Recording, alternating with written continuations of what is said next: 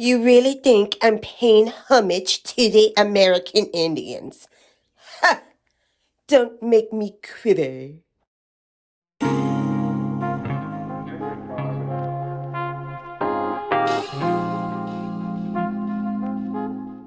Hello and welcome back to my YouTube channel. And if you're new here, welcome. My name is Achila Yana. I'm a researcher, author, and genealogist. Go ahead and click the subscribe button and the all notifications bell button to get notified when I go live and when I post a new video, because you don't want to miss the information I'm bringing to you, baby, okay? Even if you don't like my content, you're going to come back and talk mess. So you might as well subscribe and get notified when I go live or when I post that video. In my previous video, which if you have not already seen, watch it after you watch this video. I will post the link to the video in the description box below. But furthermore, I had quite a few of you commenting in my comment section that the English language comes from American Indians. So let's talk about it. Sources will be also listed in the description box below. First and foremost, I want to discuss the history and origins of the English language. The English language belongs to the Indo-European family and is therefore related to most other languages spoken in Europe and even in Western Asia, from India to Iceland. Proto-Indo-European, the parent tongue, was spoken 5,000 years ago by nomads who were believed to have roamed Southeast European plains. According to Britannica, the English language originated in England and is the dominant language of the United States, Canada, the UK, basically wherever Europeans colonized and took control over, is where you find the English language being spoken. The English language we are acquainted with in the United States was created by Noah Webster. Noah was born in 1758 and passed away in 1843.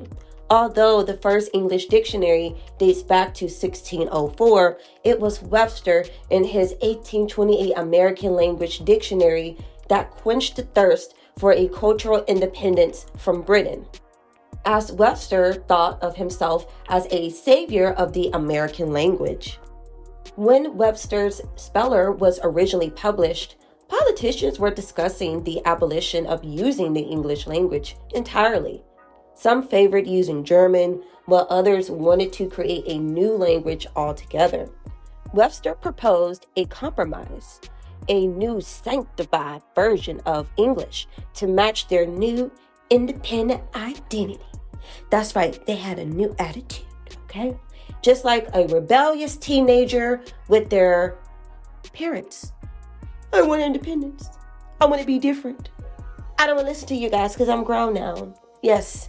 This is definitely giving the vibes. Furthermore, Webster believed national spelling reform would build national pride. He promoted teaching American-style English that many Americans, quote-unquote, would understand. And by most Americans, he meant his peers who were Yale-educated, pale-skinned white men. Oh, but that didn't stop him from hijacking words from American Indians, though.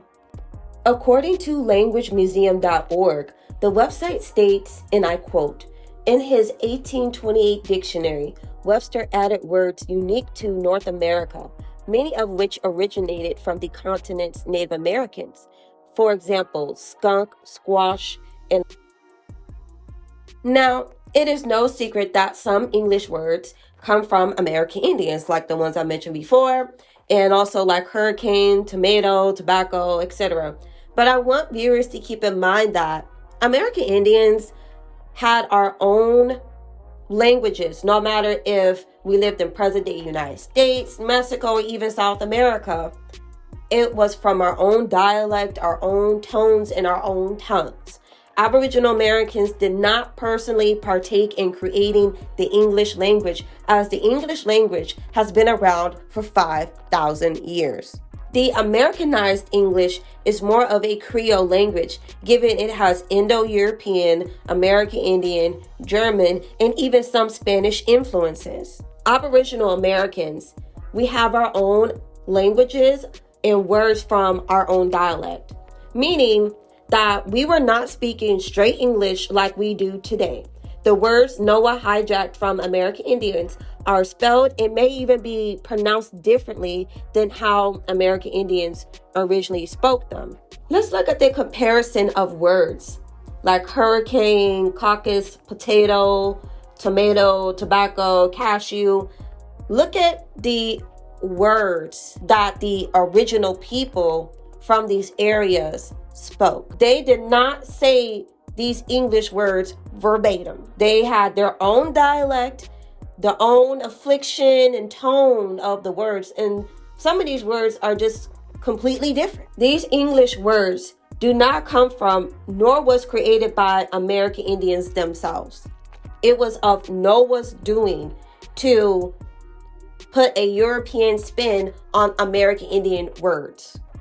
Now, it would be different if multiple American Indian nations had a meeting with Noah to create a new English language that is truly Americanized with American Indian words, but that didn't happen. It's important that people understand and respect Aboriginal Americans in our languages. Yes, Noah did in fact took words from Aboriginal Americans and put his European touch on them. However, it doesn't mean the English language solely comes from American Indians. Also, I have to get this off my chest too.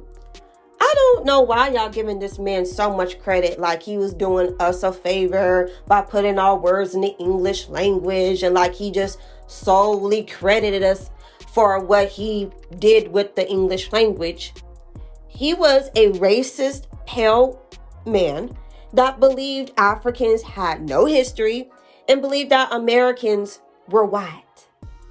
Yes, he did mention in the term American being originally applied to copper-colored Aboriginal Americans. However, Noah did not change the definition of American back to describing only Aboriginal Americans. He simply stated it was used for Aboriginal Americans, but still gave the green light for the term to be applied to pale Europeans and pale Europeans only. Not only did he take words from our languages to make the Americanized version of the English language, but he also took the word American from us as well. So really, why are y'all giving this man so much credit for something our ancestors did themselves? We already had our own languages. We already had our own dialects. We do not need to be praising a pale white man for quote unquote preserving our languages. Because even though he did in fact hijack American Indian words, that does not necessarily mean we are speaking American Indian language. It means we are speaking a Creole language of words he have taken from not only us, but from other European people as well. So that's all I have to say when it comes to this topic. Because I'm not gonna kiss the booty of a white man who is known to be a racist, prejudiced, pale man. I don't know what folks are doing nowadays. I don't know. But nonetheless, thank y'all guys for watching. Don't forget to subscribe to my YouTube channel and like and share this video. Don't forget to comment your thoughts down below. And until the next time, bye.